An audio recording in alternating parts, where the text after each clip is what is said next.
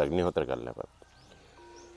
सूर्याय स्वाहा सूर्याय इदं नमः प्रजापतये स्वाहा प्रजापतये इदं नमः।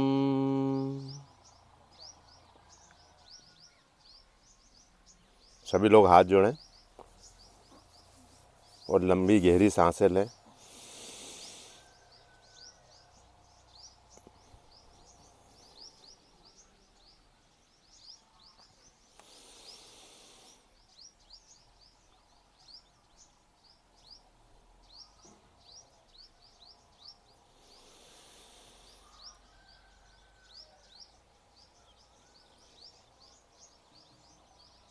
अब मेरे साथ रिपीट करें। हमारे अग्निहोत्र से निकलने वाली सभी नौ ऊर्जाओं से हमारे सभी पंच महाभूत और सूक्ष्म जीवाणु सजीव, सक्रिय और पोषित हो रहे हैं। हमारे अग्निहोत्र से निकलने वाली सभी नौ ऊर्जाओं से हम और हमारा पूरा परिवार हष्ट पुष्ट और निरोगी हो रहा है। हमारे अग्निहोत्र से निकलने वाली सभी नौ ऊर्जाओं से हमारी सभी मनोकामनाएं पूर्ण हो रही है। हे ईश्वर, इस कार्य में हमारी मदद करें। जय हो धरती माता, जय हो अग्निहोत्र देवता। अब एक्चुअली इसका साइंस थोड़ा सा हम डिटेल में समझ लें। ये अग्निहोत्र हमने जो किया, इसका साइंस क्या कि ये जो पात्र है ना, ये पात्र भी निश्चित पात्र है। जो भोपाल के अंदर माधव स्वामी जी, कभी आपने सुना हो, माधव स्वामी जी का आश्रम बना हुआ है। बेराघाट अपन जाते हैं ना, उसके पहले ही मेन रोड पर है। तो उन्होंने इसके ऊपर 27 साल तक शोध किया, रिसर्च किया कि ये अग्निहोत्र का पात्र सही क्या होना चाहिए, इसकी साइज़ सही क्या होना चाहिए और कौन से मटेरियल से बना होना चाहिए। फिर उन्होंने देखा कि ये जो तांबे का जो बना हुआ है और इस साइज़ में बना हुआ है, तो इसमें क्या है, जब हम ये गोबर के कंडे, देसी गाय माता के गोबर के कंडे, तो देसी गाय माता कौन सी, जो कि जंगलों में चरने जाती। आपने देखा हमारी जो अभी गाय हैं वो सब जंगलों में चरने के लिए जाती। तो जंगलों में चरने वाली गाय क्या करती, अपनी पसंद की वनस्पतियाँ खाती। जब हम उनको बांध करके यहाँ पे खिलाते हैं तो भूख के मारे फिर जो हम खिलाते हैं वो खाती है ना। लेकिन जंगल में तो सभी तरह की वनस्पतियाँ, तो अपनी वनस्पतियाँ चुन चुन करके खाती है। तो उनके पेट के अंदर सभी तरह के जड़ी बूटियाँ भी जाती है, सभी तरह की वनस्पतियाँ जाती है। और फिर जब उनका डाइजेशन सिस्टम जो आते होती है देसी गौ माता की, उसके अंदर सभी प्रकार के बैक्टीरिया पनपते हैं। तो वो गोबर को पचाती है और वो जो गोबर है वो रोज़ गाय माता वापस हमको देती है। उस गोबर से और गौमूत्र से मिला करके हम लोग ये कंडे बनाते हैं। तो इसका मतलब क्या हुआ, उन सारी वनस्पतियों का अंश इसके अंदर भी आ गया। मतलब इसको अणु बोलते हैं। ये जो पूरी प्रकृति है ना, पहले ये समझ लें कि ये जो पूरी प्रकृति ये 3 चीज़ों से चलती है, अणु, जीवाणु और ऊर्जा। हम सब लोग इन 3 चीज़ों से मिल करके बने हैं। तो अणु किस में आ गया, इसके अंदर आ गया। जीवाणु कहाँ चले गया, खेत के अंदर चले गया। जो हम ये आपने देखा है टैंक खोन में जीवाणु को मल्टीप्लाई करते हैं और उसको खेत में पहुँचाते हैं। तो किसी भी वनस्पति का जो भोजन होता है वो कोई भी अणु नहीं होता है। ये केवल मिथ है कि फास्फोरस है, पोटास है, ये किसी प्रकृति का भोजन है। ये डायरेक्ट प्रकृति नहीं ले सकती। कोई भी पौधा जो है डायरेक्ट ज़मीन से नहीं ले सकता। इसको देने का जो काम करता है ना, वो जीवाणु करता है। तो किसी भी प्रकृति को चलाने के लिए, वनस्पति को चलाने के लिए 2 मुख्य चीज़ हो गई, कौन सी, अणु और जीवाणु। क्योंकि जीवाणु क्या करेगा, उस अणु को खाएगा और फिर वो अपना लाइफ साइकिल पूरा करके मरेगा। और उस मरे हुए जीवाणु को प्रकृति खाती है, मतलब वनस्पति लेती है। ठीक है। तो इसके लिए दोनों का होना जरूरी।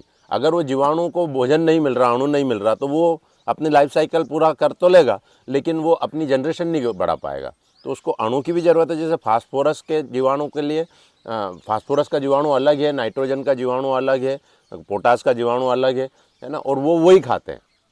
हमारी तरह सब चीज़ें नहीं खाते। फास्फोरस बेसिकली हम जो फास्फोरस पोटाश ये डाल रहे हैं उसमें जी, वो उसके लिए नहीं है, हाँ, जीवाणु उसको खाते हैं और फिर उससे उससे वो प्रकृति, वो हाँ, प्रकृति वनस्पति वो खाती है। वनस्पति लेती लेकिन जो हम रसायन में बने हुए, फैक्ट्री में बने हुए जो फास्फोरस पोटाश डाल रहे हैं ना, है। वो डायरेक्ट अवेलेबल फॉर्म में है, अच्छा। इसलिए वो नुकसानदायक है।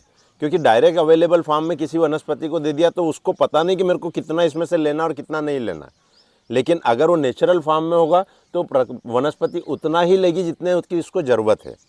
ठीक है, तो वो जीवाणु ने खाया उसको, जीवाणु वहाँ मरा और उसने अपनी जनसंख्या भी बढ़ाई। अब वो मरे हुए जीवाणु को उस वनस्पति ने खाया और वनस्पति ग्रो हुई। उस वनस्पति को गाय माता ने खाया और गाय माता के पेट में डिकम्पोज होकर के वो गोबर के रूप में आया और गोबर के रूप में आकर के यहाँ कंडे में आ गया। अब जब हमने कंडे इसमें जलाए इस पात्र के अंदर, तो अभी इसका अगर टेम्परेचर को नापा जाए तो ये 380 डिग्री टेम्परेचर होगा। अब इस 380 डिग्री टेम्परेचर में हमने थोड़े से अक्षत लिए, मतलब चावल लिए, और ये देसी गाय माता का बिलोना से पद्धति से बना हुआ घी है। ये हमने 2 बूंद घी लिया।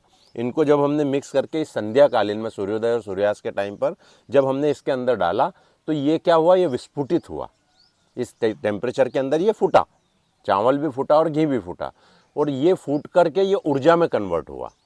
ठीक है, और हर किसी को ऊर्जा की ज़रूरत है। आज हमको भी ऊर्जा की ज़रूरत है, पेड़ पौधों को भी ऊर्जा की ज़रूरत है, सबको ऊर्जा की ज़रूरत लगती है। ऐसे ही हमारी सूक्ष्म दुनिया जो है उसको भी ऊर्जा की ज़रूरत लगती है।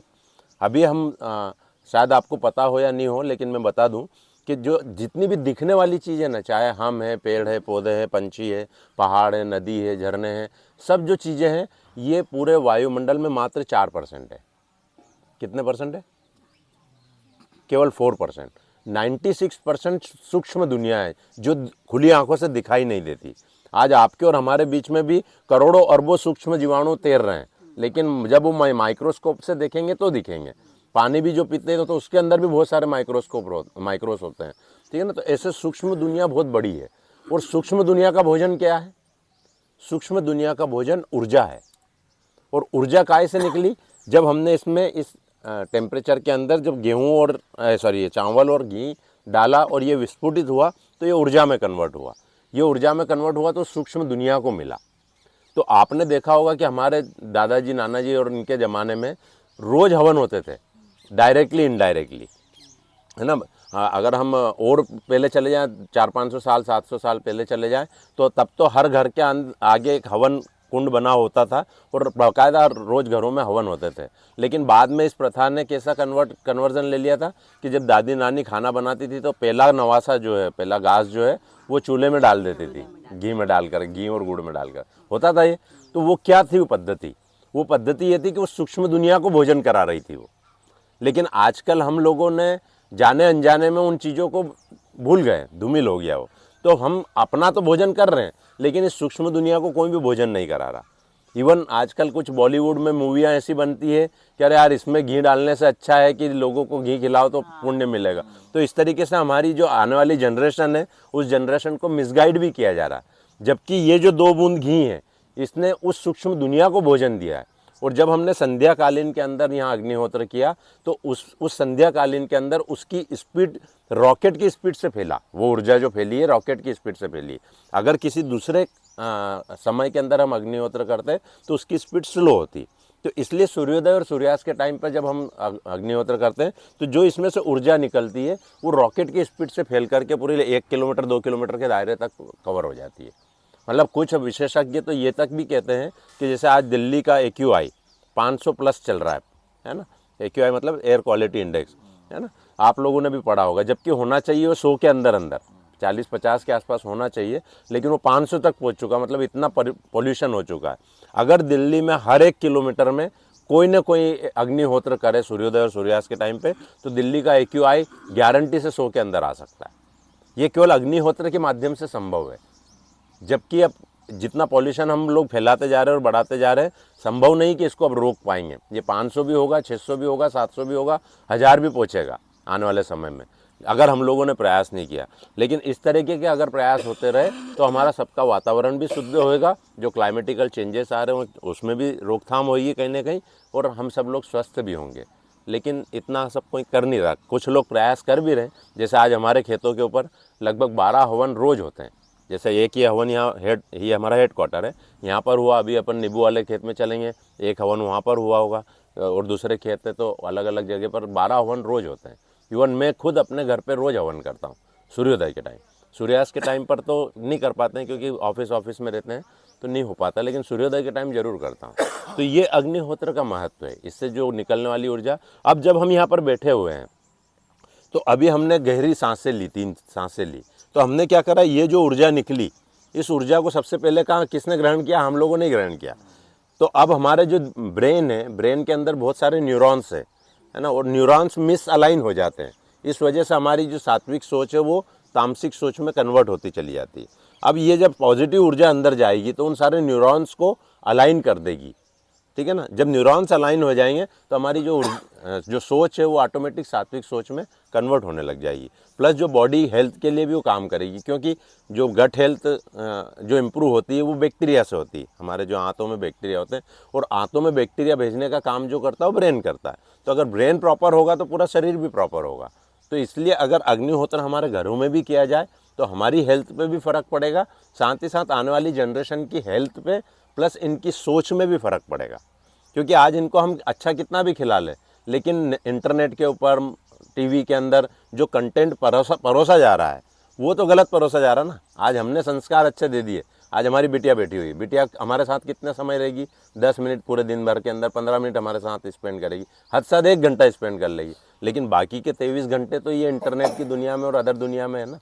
तो वहाँ से इनको जो नेगेटिव थॉट्स मिलते हैं, तो उन नेगेटिव थॉट्स को ये पॉजिटिव थॉट्स में कन्वर्ट करने की ताकत रखता है। तो इसलिए मेरी आप लोगों से भी विनती है कि अगर संभव हो तो आप लोगों को भी नित्य अग्निहोत्र करना चाहिए। कर सकते हैं, सभी के साथ में रहता है। हाँ। तो ये इसमें आपने 7 करने लगाए क्या? नहीं, ऐसा ज़रूरी नहीं है, 4 नहीं, 1 से तो नहीं होगा, क्योंकि हम पतले कंडे बनाते हैं ताकि ये आसानी से यहाँ पर जल सके। जैसे करने में नहीं हो, गैस पे चूल्हे पे करें तो? गैस पे चूल्हे पे एक्चुअली इस पात्र का महत्व है और इन कंडों का महत्व है। नहीं, वो पात्र नहीं, ये पात्र साइज प्रॉपर है इसकी, ना तो इससे बड़ा चाहिए और ना इससे छोटा चाहिए। कंडे जलाने के लिए, ये कंडे अपन गैस में जला लिए, हाँ। फिर बाद में इसमें रख के अपन अग्निहोत्र कर सकते हैं ना। तो इसी में जला लो ना फिर, इससे अच्छा तो। इसी में जलाओ, वो डायरेक्ट जलाओ। समय लगता है थोड़ा जलने में, उसमें जल्दी हो जाता है। नहीं तो एक्चुअली समय नहीं लगाना हमको, समय नहीं बचाना। 15 मिनट 10 मिनट का काम है, इसको 10-12 मिनट पहले जलाना रहता है केवल। तो 10-12 मिनट के तो हम अपने आप को दे ही सकते हैं कि भाई इसके अंदर कंडे को जमाने की भी प्रोसेस है ताकि उसमें ऑक्सीजन भी प्रॉपर मात्रा में जाता रहे। अदरवाइज क्या होगा, एक जैसे कंडे नहीं जलेंगे। अभी आपने देखा पूरे कंडे एक जैसे जल गए, है ना। ना तो किसी को इसमें फूकनी से फूक देना पड़ी, ना कुछ करना पड़ा। तो ये पूरी एक पद्धति है, उस पद्धति से बने कंडे हैं और उसी पद्धति से तोड़ करके जमाएंगे तो, और एक बार आप लगा दोगे फिर आप अपने काम करते रहो, ये अपने आप जल जाएगा। तो आपने घी डाला था?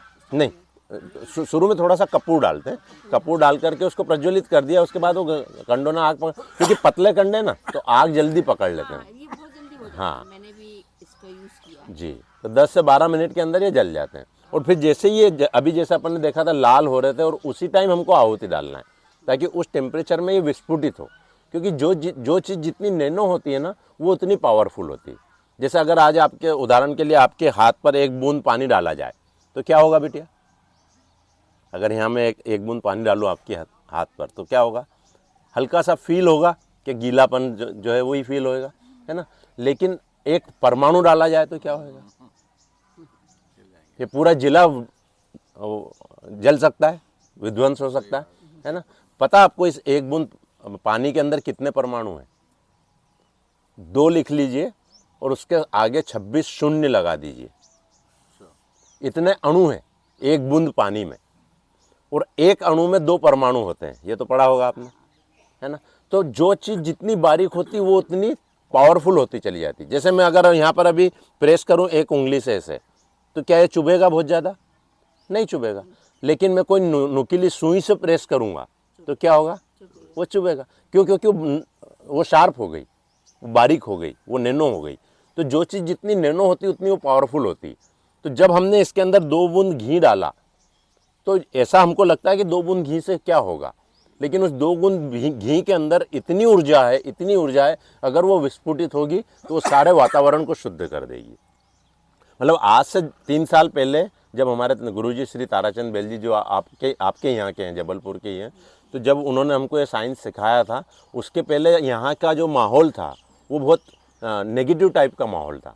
मतलब हम आते थे तो एक दिन भर में भी ऐसा लगता था कि यार अब शाम तक घर निकल चलो, काम हो गया तो।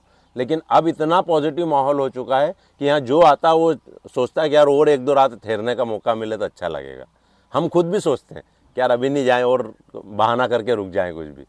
तो क्योंकि यहाँ का वातावरण इतना शुद्ध हो चुका है, और वो इस वजह से शुद्ध हुआ है कि यहाँ पर जो भगवान जी की पूजा भी रोज़ होती है, साथ ही साथ अग्निहोत्र भी होता है। तो यहाँ के जो ओरा बन चुका है वो बहुत पॉजिटिव बन चुका है। तो अगर हमारे घर में अग्निहोत्र डेली होने लगे तो हमारे घर का ओरा भी बहुत पॉजिटिव हो जाता है। तो उसी घर में हम लोग रह रहे हैं और उसी ऊर्जा को हम इनहेल कर रहे हैं सुबह शाम, मतलब दिन भर ही। तो वो ऊर्जा हमारे शरीर में जाती है और हमको कहीं ना कहीं पॉजिटिव रिस्पॉन्स देती है। तो इसलिए हमको इसके अंदर यही कहना, चावल और घी से बस सिंपल, कुछ भी नहीं, बस ये हो गया हवन। बस 2 आहुति 5 आहुति कितनी? 2 आहुति ये अपन ज़्यादा दे सकते हैं। नहीं, ये 2 आहुति अग्निहोत्र में 2 ही दी जाती है। 2 बस। और इसका जो मंत्र है वो मंत्र भी, जो अग्निहोत्र बड़ी ऐप जो है उसके अंदर वो मंत्र भी लिखा हुआ है कि सुबह का ये जो अभी अपन ने बोला, सूर्याय स्वाहा सूर्याय इदम नमः, प्रजापतये स्वाहा प्रजापतये इदम नमः, बस ये 2 मंत्र सुबह के हैं। और शाम के जो है अग्नाय स्वाहा अग्नाय इदम नमः और प्रजापतये स्वाहा प्रजापतये इदम नमः, शाम के 2 मंत्र है। तो बस ये 2 ही मंत्र, और उसमें अग्निहोत्र बड़ी के अंदर लिखे भी है, इवन वो बोलता भी है, जो ऐप है वो बोल भी देता है। तो धीरे धीरे रोज सुनने लगेंगे तो धीरे धीरे याद हो जाएंगे। शाम को भी 2 बार करना, बस ये 2 ही आहुति डालना है, चावल से करना। बस ये चावल और घी। बस चावल का ये ध्यान रखें कि चावल कहीं भी टूटे हुए ना हो, क्योंकि अक्षत कहा जाता है ना, जिसका कोई छत ना हो, है ना। तो ये पूरे चावल ले लें और 2 बूंद घी ले लें। और घी जो है बाजार में मिलने वाला घी नहीं, क्योंकि बाजार में मिलने वाला घी जो होता है वो जनरली उसमें कहीं ना कहीं कुछ ना कुछ मिलावट भी हो सकती है ना। अपने घर पे जो निकला हुआ, और अगर पॉसिबल हो तो बिलोना पद्धति से निकला हुआ, क्योंकि जब हम हाई आरपीएम जो हम छाछ की मशीन लगाते हैं वो हाई आरपीएम पे घूमती है। तो जब हाई आरपीएम पे घी को ये मथते हैं उस मक्खन को, तो उसकी बहुत सारी न्यूट्रिशन वैल्यू जल जाती है।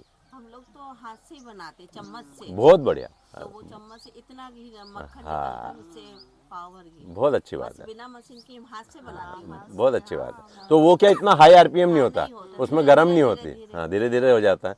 तो वो जो घी है ना, वो केवल आपको ये बस ये जब अग्निहोत्र किट मंगवाएंगे ना, जिसमें ये भी रखा हवन, ये कुंड वगैरह सब मिलेगा, तो उसमें ये स्पून भी आती है साथ में। तो बस इस स्पून की 2 स्पून भर करके हमने अपना हाथ में डाल लिया, और ये इसमें हाथ में मिला लिया दोनों चावल और घी को, और उसको डिवाइडेड बाय 2 कर दिया ताकि 2 आहुति बन जाए। तो पहले मंत्र के साथ पहली आहुति और दूसरे मंत्र के साथ दूसरी आहुति, बस सिंपल सा। 4 कंडे लीजिए। हाँ 4 कंडे। हाँ, 4 कंडे 5 कंडे जितने कंडे लेना चाहें। हम लोग तो इसलिए ज़्यादा ले लेते हैं कि ये जो राख है ना, ये भस्म, ये हमारे बहुत काम की खेती के लिए। अब क्या होगा, ये अग्निहोत्र जो पात्र है ना, ये शाम तक यहीं रखा रहेगा, इसको हिलाना नहीं है। आप भी घर पे करें ना तो इस चीज़ का ध्यान रखें कि इसको हिलाना नहीं है। फिर अब बस ऐसा रख दिया, क्या हुआ है कि इसमें से ऊर्जा निकली, ठीक है, ऊर्जा निकल करके पूरे वायुमंडल में फैली। अब ये वापस से ऊर्जा शाम तक स्टोर होकर के इसके अंदर आ जाएगी। तो ये जो भस्म अभी राख है ना, लेकिन ये भस्म में कन्वर्ट हो जाएगी। आपने देखा होगा अपन मंदिरों में जाते हैं तो जहाँ अग्निहोत्र या हवन कुंड होता है, वहाँ से थोड़ी सी राख उठाते हैं और जीवान पे लगाते हैं या यहाँ लगाते हैं। तो इसका मतलब क्या है, क्योंकि वो जो राख है वो भस्म बन चुकी है और बहुत पावरफुल हो चुकी है, उसके अंदर सारी ऊर्जा समाहित हो चुकी है। तो ये जो भस्म है, इस भस्म को हम पानी में घोलते हैं, रात भर इसको पानी में पोटली में बांध करके 200 लीटर के ड्रम में लटका देते हैं, और सुबह उस ड्रम का पानी को या तो हम स्प्रे कर देते हैं फसलों के ऊपर, या उनको जड़ों में दे देते हैं। तो ये सारे अणु जो है वो कहाँ चले गए, खेत में भी चले गए। तो इसमें इतनी जितनी भी ऊर्जा आई है वो सारा का सारा ऊर्जा खेतों में फसलों को मिल गया। तो इसको हम इसलिए हमारे गुरुजी इसको नाम दिया ऊर्जा जल। जब हम इस भस्म से जो जल को ट्रीट करते हैं तो ऊर्जा जल में कन्वर्ट हो जाता है। इवन हम तो इसको पीते भी है घर पे। पहले तो यूज होती थी ना, हाँ, अपन ऐसे लगाते थे और ऐसे जीवान पे भी लगाते थे। हाथ साफ के लिए, हाँ, scientific बर्तन साफ करने के लिए, हाथ साफ करने के लिए, बिल्कुल सही बात। तो इसको अगर हम पिएंगे तो ये सारी ऊर्जा हमारे शरीर में भी जाएगी, तो जैसे बहुत सारी बीमारियां उससे ख़त्म हो सकती है। आप इसको डेली पीते पानी। हाँ, हम लोग क्या करते हैं, जग के अंदर 2 चम्मच 3 चम्मच भस्म डाल दिया, छान लेते हैं इसको, मैदे की चलनी या आटे की चलनी से, ताकि ये बिल्कुल बारीक हो जाए।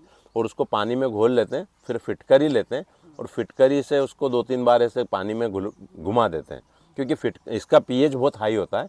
फिटकरी से उसका पीएच बैलेंस हो जाता है, ठीक है ना। तो उससे फिर क्या होता है कि वो पानी में घुमा दिया, उसके बाद उसको सेटल डाउन होने के लिए थोड़ी देर छोड़ दिया उस जग को, ताकि राख नीचे बैठ जाएगी। जब राख नीचे बैठ जाती है तो फिर उस पानी को छान करके और पी लो। रात को कर दी, सुबह पानी नहीं, ये 15-20 मिनट में ही जम जाता है पूरा। तो बस उस एक बार कर सकते हो, हाँ? दिन में एक बार। दिन में 1 बार कर लो और पूरा घर पी लो, ताकि हमारे अंदर के जो जितने भी कुछ या तो कोई न्यूट्रिशन की कमी होगी तो वो पूरी हो जाएगी।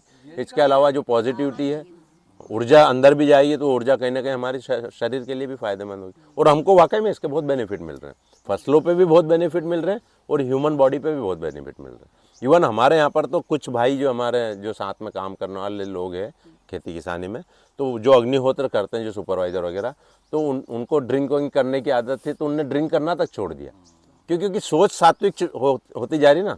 रोज अग्निहोत्र कर रहे हैं, रोज इसकी ऊर्जा को इनहेल कर रहे हैं, है ना, कोई ऊर्जा जल पी भी रहा है, तो उससे सोच जो है सात्विक होती चली जा रही।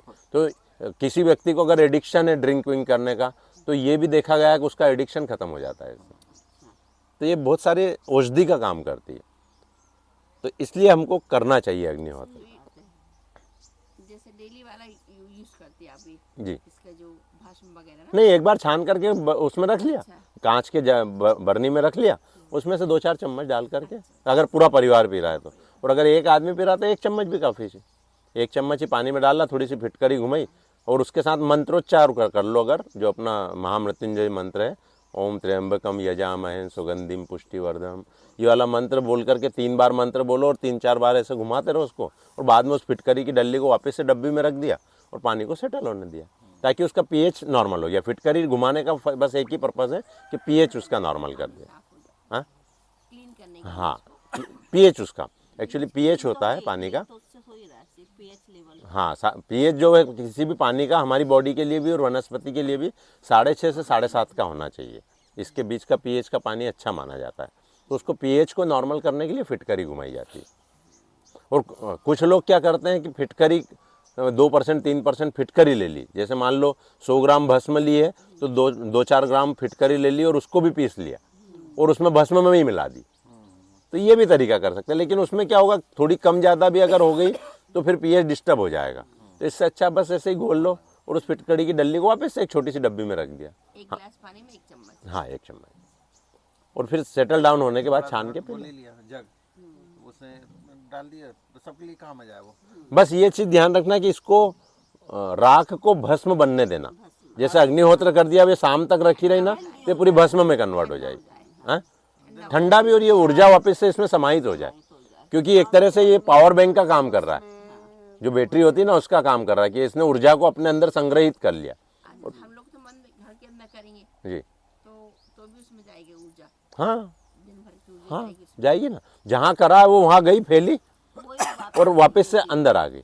जैसे घर के अंदर कर रहे हैं तो एक अग्निहोत्र का जो कैपेसिटी है ऊर्जा फैलाने की, वो 8-10 हज़ार 15 हज़ार फीट तक ही फैला पाएगा अगर घर के अंदर कर रहे हैं।